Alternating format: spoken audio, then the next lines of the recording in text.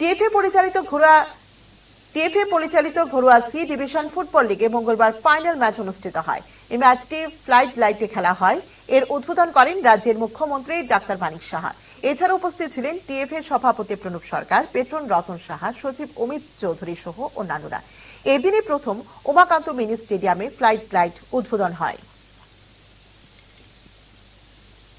আজকে একটা আনন্দের দিন ফুটবলের ইতিহাসে আজকে এখানে ফ্লাড লাইট লাগানো হয়েছে এবং আমাদের সরকারের তরফ থেকে সবসময় স্পোর্টসকে আমরা সামনের দিকে এগিয়ে নিয়ে যেতে চাই।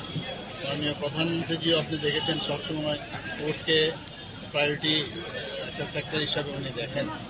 ত্রিপুরাতেও আমরা বেশ কয়েকটা জায়গায়, বিশেষ করে প্রথমে যে সিনথেটিক টার্ফ কোর্ট এখানে আমরা তৈরি করেছিলাম, এইখানে না ত্রিপুরার বিভিন্ন জায়গায় আমরা প্রায় 5 কোটি করে খরচ করে এক একটা টার্ফ কোর্ট, এই সিনথেটিক টার্ফ কোর্ট আমরা বানিয়েছি প্রায় অনেকগুলো জায়গা।